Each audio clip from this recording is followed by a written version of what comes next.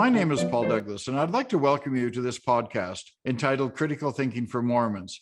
As I mentioned in the introduction to my book, Critical Thinking for Mormons, Joseph Smith opens the Book of Mormon by penning that it was written to the Lamanites and to Jew and Gentile. My book was written to true believing Mormons and to post-Mormons and investigators. But like the Book of Mormon, the readership of Critical Thinking for Mormons is primarily the latter and not the former audience. My book in this series is intended to provide an introduction to critical thinking and logic, as well as offer a comprehensive guide to logical fallacies. Its uniqueness is the application of this knowledge and understanding to the Mormon paradigm by the rational evaluation and analysis of LDS scriptures, as well as statements made by church leaders, apologists, and members. Critical Thinking for Mormons is based on another book that I've previously written for mainly business school students entitled Critical Thinking and Influential Leadership. What qualifies me to write and lecture on critical thinking for Mormons?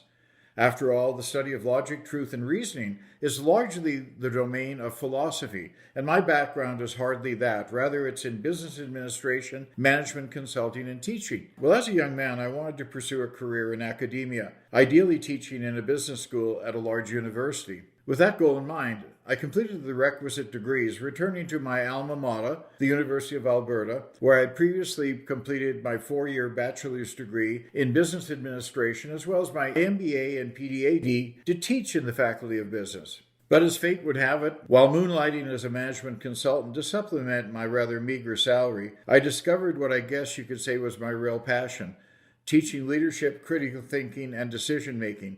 Having come to that realization, I left the university, much to the chagrin, I should say, of my parents and many of my friends, to start a consulting firm. They thought I was mad to leave the security of teaching in a major university to establish myself as a consultant. I mean, after all, everybody calls themselves a consultant. And even though I had degrees in business, in their eyes there was certainly a reduction in prestige. My work has taken me across the globe, and mostly for financial reasons, I became a citizen of Canada, the United States, Ireland, and the United Kingdom. During these 40 years, I've personally consulted with and lectured on management, leadership, critical thinking, and decision-making to tens of thousands of managers and other administrative professionals in more than 100 of the largest corporations in America, as well as scores of governments and universities, including the CIA, FBI, CDC, the U.S. Navy, the U.S. Supreme Court, and the U.S. Congress, as well as the governments of Canada, Sweden, Uganda, and Her Majesty's government. I've also taught individuals from Princeton University, MIT, UC Berkeley, Penn State, McGill University, and the Smithsonian Institution. The point I'm making is that my long career as a management consultant allowed me to view up close and personal both extraordinary management and leadership, as well as failed leadership at every level within business, industry, and government, often as a result of poor critical thinking and decision-making skills. I've also witnessed every logical fallacy in the book being played out in the real world. As far as my church creds are concerned, my history in the church is really quite typical. My parents converted to the Mormon Church in Ireland before emigrating to Canada when I was a boy. I attended seminary, was a Boy Scout, married in the Salt Lake Temple, raised 5 kids in the church, and held numerous stake and ward callings. Like many, I bought into the BE perfect notion: get an education, work hard, build a business, accept all your callings, be a good father and husband, and read the scriptures, follow the prophet, and pay your tithing. As I look back on it now, I realize that while I spent a lifetime teaching others how to make logical decisions, rational decisions, better decisions, I was so busy trying to juggle it all that I literally never had time to apply my particular set of skills to the Mormon Church's dominant narrative or the Joseph Smith story. It wasn't until I retired that I found the time to focus my rationality microscope on the Church of Jesus Christ of Latter-day Saints. A word or two before we begin. I want to make it clear that while I believe that most Mormons fail to apply critical thinking skills to the Church, its historicity, and leadership, this is not meant to be an indictment. While this book neither presupposes nor denies faith, I believe that faith is important. At its core, faith is the expectation of good things to come. It goes beyond hope. Hope lives in the mind. Faith resides in the heart. It involves accepting that which we cannot establish as true simply through the exercise of our naturally endowed human cognitive facilities. I think this is what Kant was getting at when he said, "I found it necessary to deny knowledge to make room for faith." Life can be challenging, and faith in the Almighty can help us get through it, for it provides us with the courage to take the next step, even when we can't see the staircase below. I think it's important, too, before we begin this journey together, for you to know where I'm coming from. Unlike many who have been drawn to the study of logic and rationality, I am not of the opinion that a belief in God and critical thinking are mutually exclusive. It's not a matter of religion or science, or, as sadly too many disillusioned Latter-day Saints come to believe, Mormonism or nothing. I've applied largely the same critical thinking and rational analysis to Christianity, its long history, and of course the life and ministry of Jesus Christ that I have to Mormonism, and I've found that there is truth there. I believe that rationality and logical analysis are vital and reliable mechanisms for obtaining religious knowledge and theological truth, and should not be feared. Religious beliefs acquired through reason as well as faith are more likely to be accurate and enduring. It's crucial, regardless of the discomfort and even the heartache it brings, to have the courage to seek a reality based on more than wishful thinking, emotions, or the proverbial burning in the bosom. The British philosopher Austin Farrer noted that rational argument does not create belief, but it maintains a climate in which belief may flourish. In a similar vein, Professor J.P. Moreland, the distinguished American philosopher and theologian, said, "Faith involves trusting what we have reason to believe is true." Having said that, I have nevertheless reservations in writing this, as I don't wish my thoughts to assay anyone from their belief in the Almighty, for the sad fact is that many people who leave Mormonism also abandoned their belief in God. Please, dear reader, keep in mind that it's not a matter of Mormonism or nothing. Let's not throw out the Christ child with the Mormon bathwater. Certainly, a critical examination of one's core religious beliefs can be difficult, troubling, and painful, as those of you, like myself, who have experienced a faith crisis can attest. After years of research, study, and prayerful searching, I've come to the conclusion that Mormonism is, at a minimum, not what I once believed that it was. I wish it were otherwise, but wishful thinking, correlated conference talks, and emotional videos can't make it so. Mormons, more than most, with the possible exception of Islamic fundamentalists, have been so indoctrinated in their belief structure and varnished truth that it's very difficult for them to go clear. The fear is just too great. There's great wisdom found in the words of Edward Abbey, "Rather a cruel truth than a comfortable delusion." If you're at a crossroads, if you have doubts, if your shelf is beginning to sag, to echo the words of John Lennon, why not give critical thinking a chance? God gave us a mind so that we might know what's true and what's not. He tells us in 1 Thessalonians to test everything and hold fast to that which is good. In Isaiah 1:18, the Lord pleads with us to come now and let us reason together. This book attempts to apply the principles of critical thinking to Mormonism, as it's preached by its founder, Joseph Smith, as well as past and present leaders, their apologists, and members.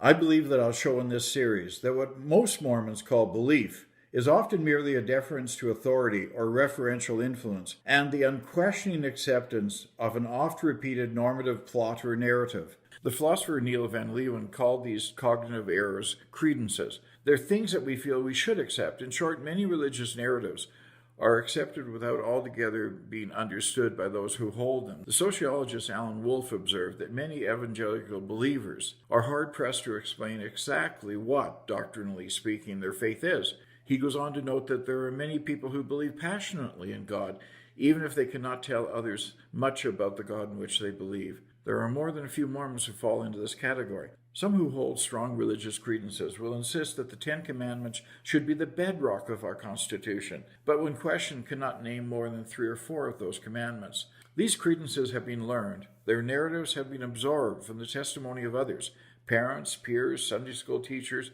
and general authorities. Accepting them requires a leap of faith, but hardly a theological leap of faith, rather a leap in the mundane sense of simply trusting other people testifying to their truth. This phenomenon is not unique to religion. Researchers have studied those with strong opinions about political issues and found that they often literally don't know what they're talking about. Often those who take a strident position on global climate change have never researched whether it's real or caused mainly by human activity or just an exaggeration. They oppose cap and trade when they don't even have a clue what cap and trade is. Similarly, some people who firmly believe that COVID-19 vaccines will destroy their children's brains have never taken the time to search out the facts.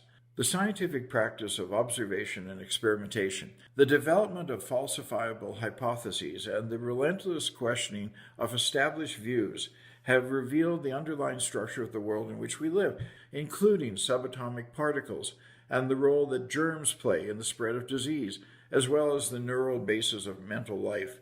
Is it better to get a cancer diagnosis from a radiologist than in a Ouija board? Is it better to learn about the age of the universe from Neil deGrasse Tyson rather than Russell Marion Nelson? Is it better to rely on an article published in the New England Journal of Medicine regarding the efficacy of vaccines than Donald Trump? These preferences are not ideological, they're rational, because the methods of science are demonstrably superior at getting to the truth about the real world. Yes, scientific practice can be permeated by groupthink as well as financial, political, and personal motivations. But science establishes conditions where rational argument can flourish and where ideas can be tested against the real world. Science has earned its epistemological stripes, and when the stakes are high as they are with climate change, vaccines, or politics, we should embrace it. The word critical means different things in different contexts. However, the word critical, as we use it in the context of critical thinking, does not merely involve looking at the essence of something or criticizing something per se. The two important things to remember is that critical thinking is about not accepting what we read or hear at face value. Thinking and knowing are two different things. A healthy dose of skepticism can be beneficial. Critical thinkers are willing to question what they've been told by the media or authority figures or other people in their lives whom they respect. Critical thinking is the ability to decide rationally what to do as well as what to believe. Critical thinking is analyzing and solving problems systematically, making decisions based on logic and reason rather than on impulse or emotion. There are numerous definitions of critical thinking, but there's a general agreement that it's the ability to question and test previously held assumptions. I think we can add to that the capacity to recognize ambiguity, to interpret, evaluate, reason, and make informed judgments. Perhaps the most complete yet concise formal operational definition is that offered by Michael Striven and Richard Paul. Critical thinking is the intellectually disciplined process of actively and skillfully conceptualizing, applying, analyzing, synthesizing, and/or evaluating information gathered from or generated by observation, experience, reflection, reasoning, or communication as a guide to belief and action.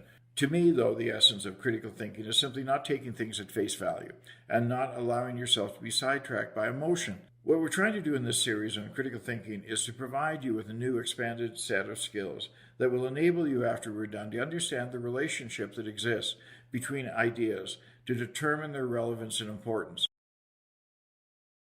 Someone with critical thinking skills understands the relationship that exists between ideas and determines their relevance and importance. They can detect inconsistencies, faulty reasoning, and logical fallacies. They have the ability to evaluate and appraise arguments effectively, and they can recognize the existence and influence of their own biases. Have you ever found yourself watching a television program, maybe something like Ancient Aliens, only to find halfway through that the producer has it wrong or has a strong bias which he or she seemingly is unaware of? So you decide that maybe it would be best to switch to another channel. If so, then at the risk of sounding like Jeff Foxworthy, you might be a critical thinker. William James pointed out that many people believe that they're critically thinking when really all they're doing is moving around their prejudices. They base their views on emotion without evidence to support them. He suggests that we need to become much more aware of our own biases and work to overcome them and strive to embrace more objective and open-minded critical thinking skills. Critical thinking doesn't come naturally. We shouldn't assume that people instinctively know how to think critically. Let me ask you a question. Together, a bat and ball cost $1.10. The bat costs $1 more than the ball. How much does the ball cost? Take a minute to consider your answer. If you're like most people, you probably think, well, the ball costs 10 cents. If that were true, then the bat would cost $1.10 because the problem states that the bat costs $1 more than the ball. However, this would mean that the total cost of the bat and ball would be $1.20, not $1.10. The correct answer, of course, is 5 cents, and the bat costs $1.05, adding up to $1.10. The math here is not very difficult. Why then do most of us get it wrong? The reason is that in order to quickly solve the problem, our brain replaces a harder problem with an easier one. Critical thinking skills are often described as higher order skills, that is, skills requiring ways of thinking that demonstrate higher levels of insight, sophistication, and complexity than the conventional thinking that we might use, say, to drive our car or brush our teeth or cook a meal. To think critically calls for more than the ability to recall information or follow a routine. Critical thinking involves drawing inferences and forming relative conclusions. For most people, most of the time, their thinking is in auto mode to help them navigate the complex, decision-packed world in which they function. They rely on their minds to fill in the gaps. Our minds have an incredible context and pattern recognition ability. If you read a letter filled with all kinds of typos and spelling errors, your mind will quickly sort it out with very little difficulty. This suggests that to some extent, we switch off our brains and go into auto mode at times. By so doing, it allows us to perform many tasks reasonably well without thinking much about them. Let me give you 15 to 20 seconds to read the following passage. And as you do so, count the number of F's in the paragraph.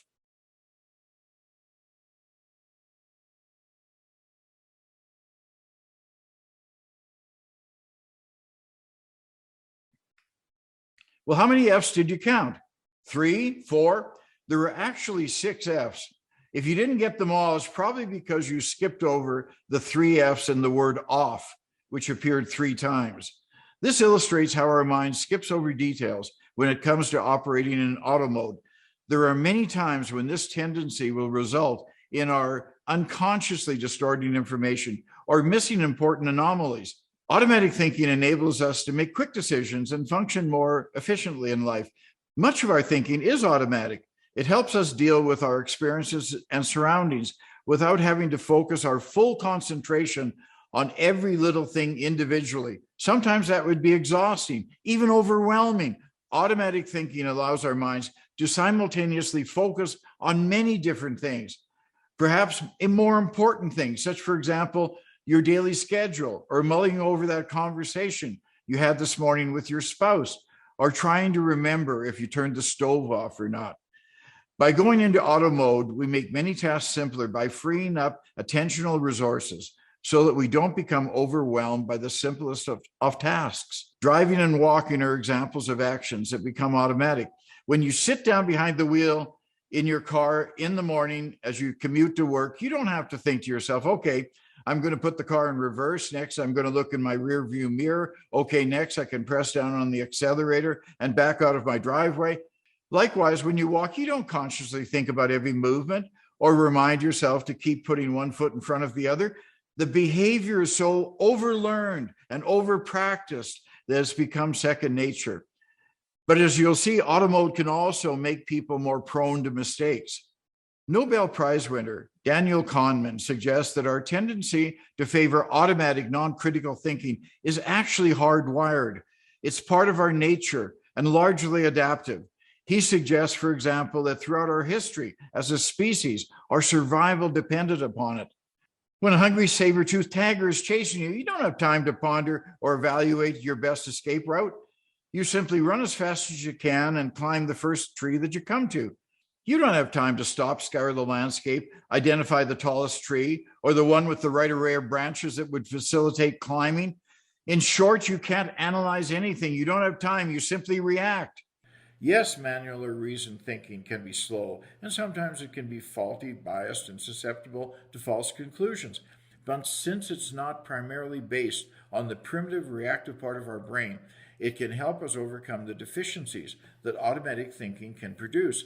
Critical or reasoned thinking engages a different part of the brain and requires more deliberate, conscious mental effort. Our brains consume more energy than any other part of our body, any other organ, nearly 20%, even though our brain generally accounts for about 2% of our total body mass. We naturally try to conserve energy whenever we can.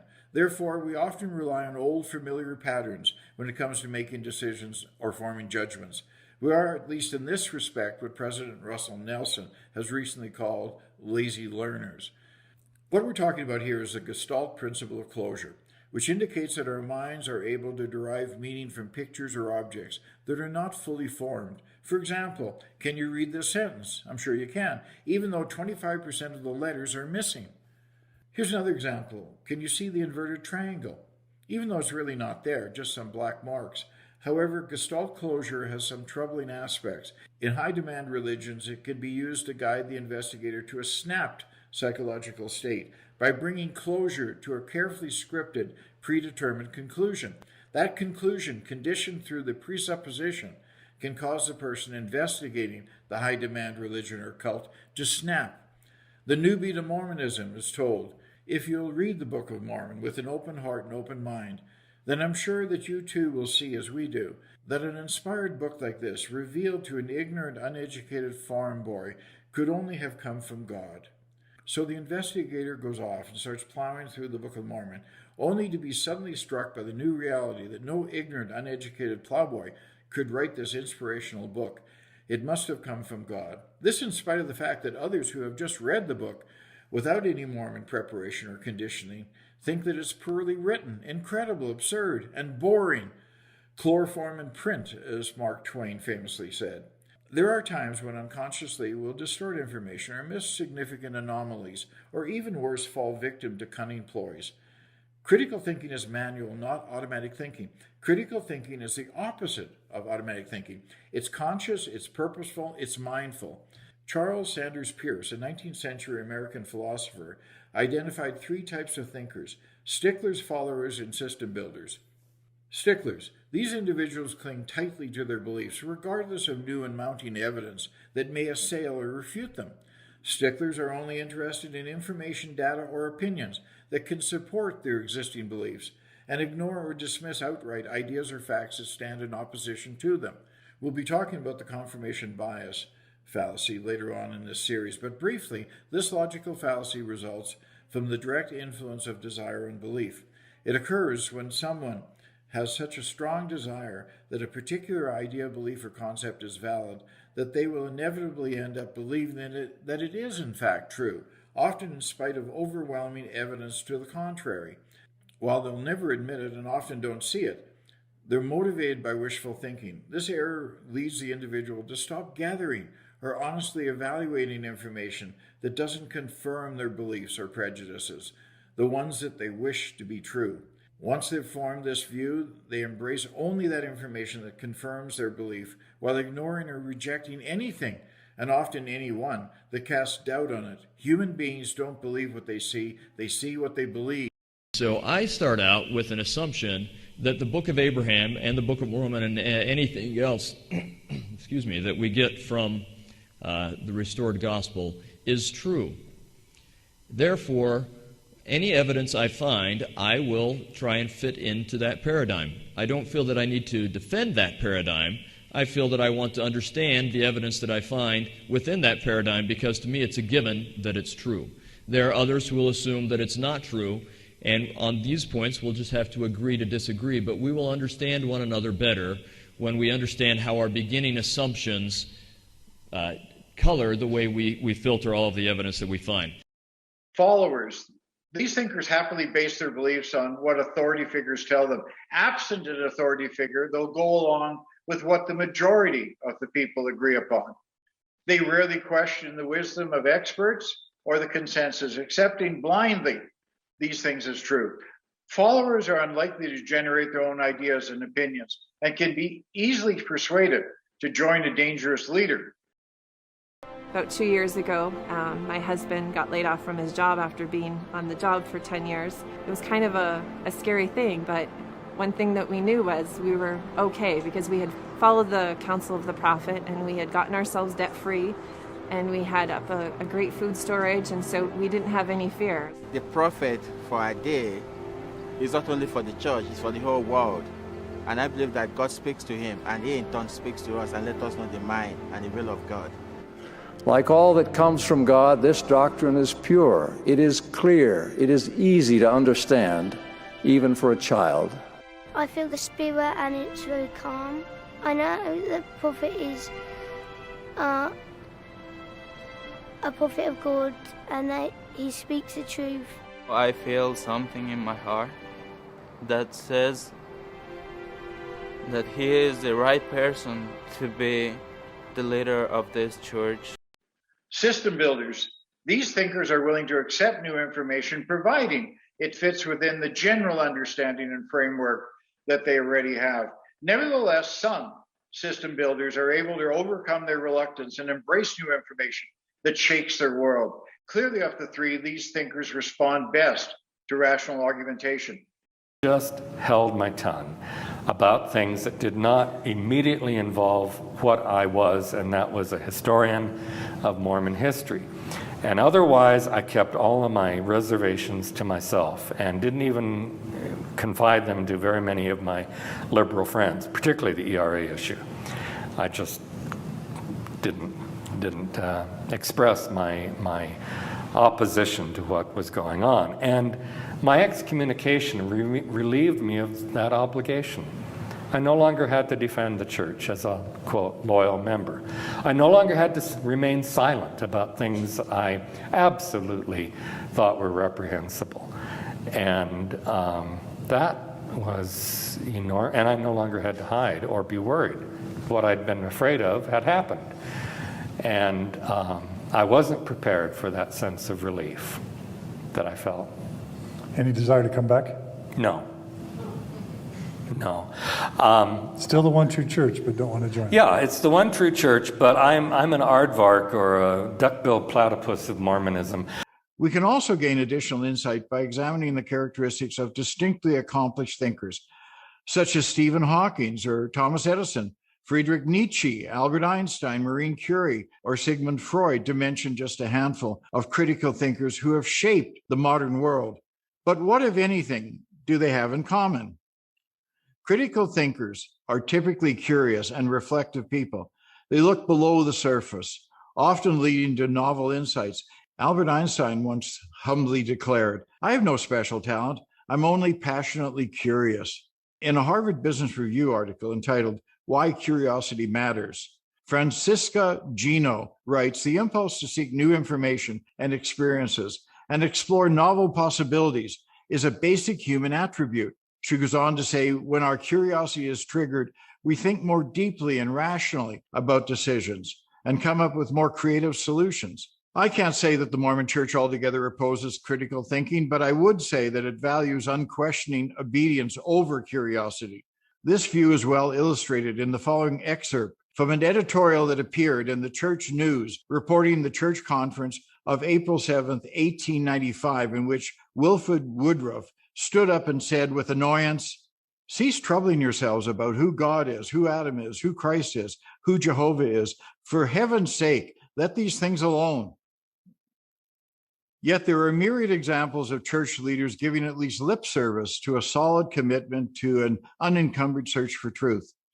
But is this really what the church believes? Ask Jeremy Runnels, or John Dehlin, or Sam Young, or Fawn Brody, or Kate Kelly, or Michael Quinn, or Simon Southerton, or Paul Toscano, or thousands of others how accepting the Mormon Church is to those who question. I think that Elder Hugo Montoya of the 70 is more reflective of the vapid mindset the brethren want their followers to cultivate. Montoya says that doubt can originate from so-called friends who are asking hurtful questions. It can be exacerbated by internet information that is taken out of context. Most of all, though, it happens when we don't close our ears sufficiently to the father of lies and his sinister purposes. The best thing to do, he says, is simply to erase doubt from our minds. Really? Just put it out of your mind? Don't think, don't read, don't search for truth and knowledge? Fernando Montoya, Dam Leon Resido. It's also no secret that at BYU and other LDS-owned post-secondary institutions, criticism of the church, its policies, or its leaders is strictly verboten, even though those who teach at these schools may consider themselves to be free Americans.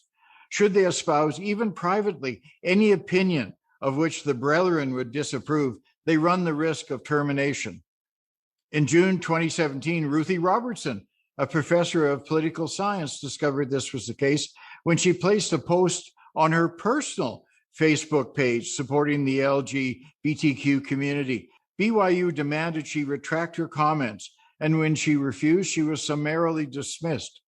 Christmas Day 2005, the Associated Press, in an interview with Gordon B. Hinckley, asked the president, "Some scholars say that historical records point to discrepancies with the official church history. How do you reconcile the differences? And what is the church's position on historical scholarship?" President Hinckley replied, "Well, we've nothing to hide. Our history is an open book." I suspect that one-time church historian Dr. Leonard Arrington might take issue with the president.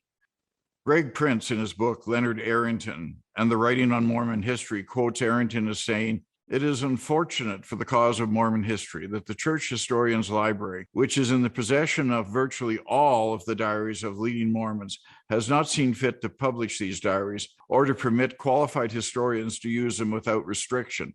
It was Arrington's remarks that prompted Boyd K. Packer, DeVorce's now infamous statement, "There's a temptation for the writer or the teacher of church history to want to tell everything, whether it's worthy or faith-promoting or not. Some things that are not true are not very useful." In a talk that then Elder Russell Nelson gave to the students of BYU in 1984, which is entitled "Begin with the End in Mind," he says, "To the charge that the church is anti-intellectual, you are the greatest evidence to refute such an erroneous statement.